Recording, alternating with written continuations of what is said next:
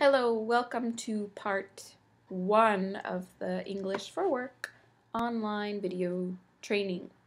I'm going to give you an overview of Unit 1 in the class book. So you may want to grab your book and take notes as you listen. I will give tips and strategies for teaching and also tell you how the material in this unit connects to specific Washington State adult learning standards. So here we go.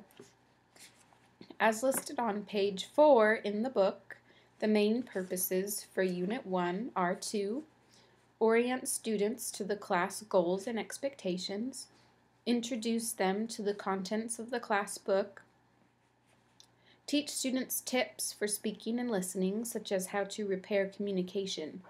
These tips should set the standard for good communication throughout the whole course.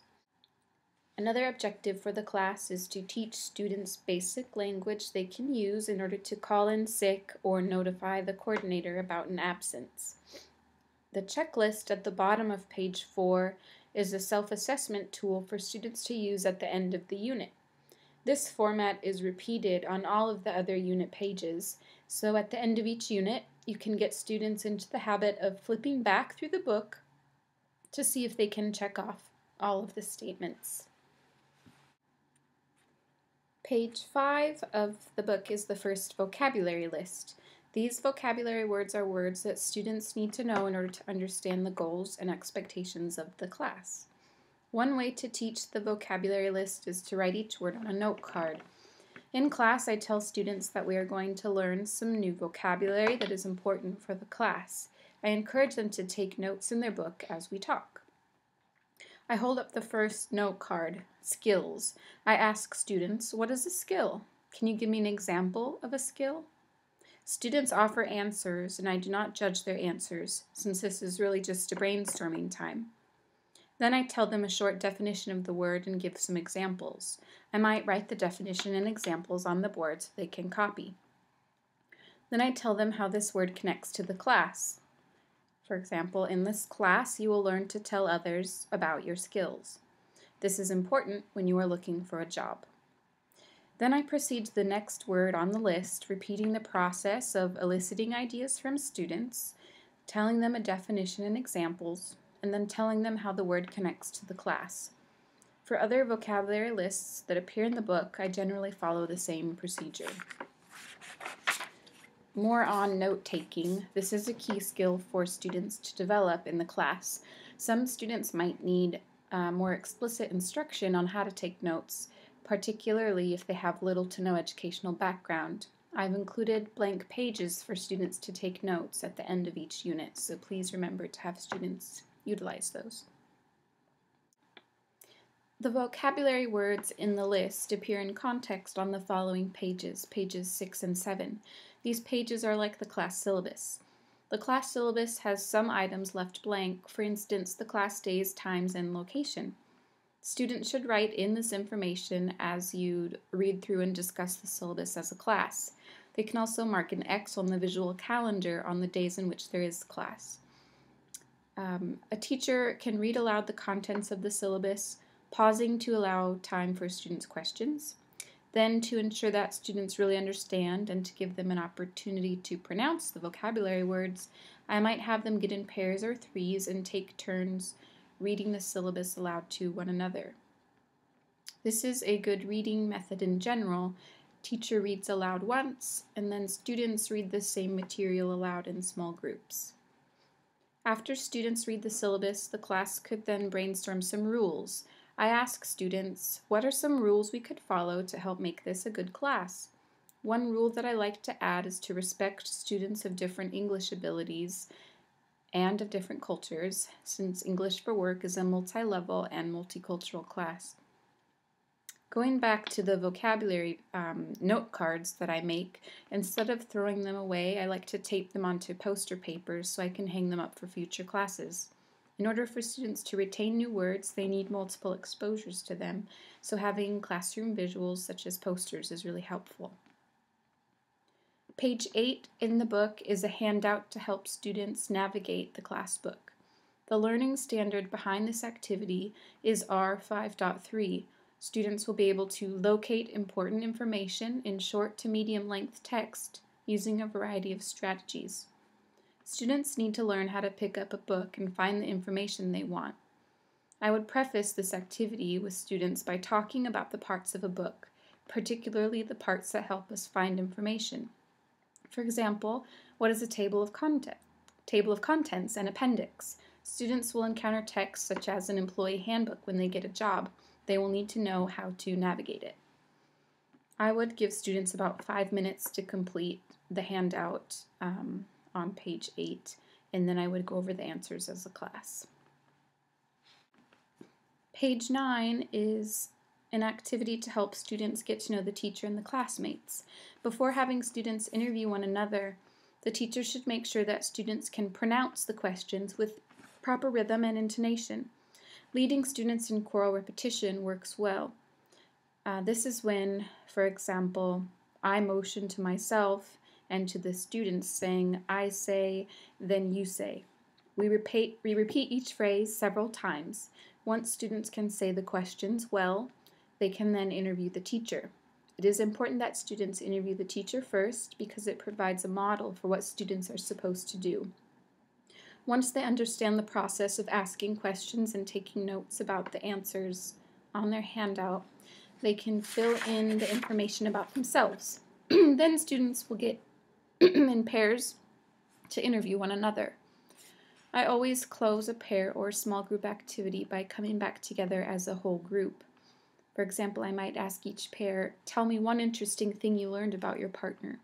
That way, everyone gets to learn a bit about one another. Building classroom community is essential. I find it's, for me, the most important thing for a successful class.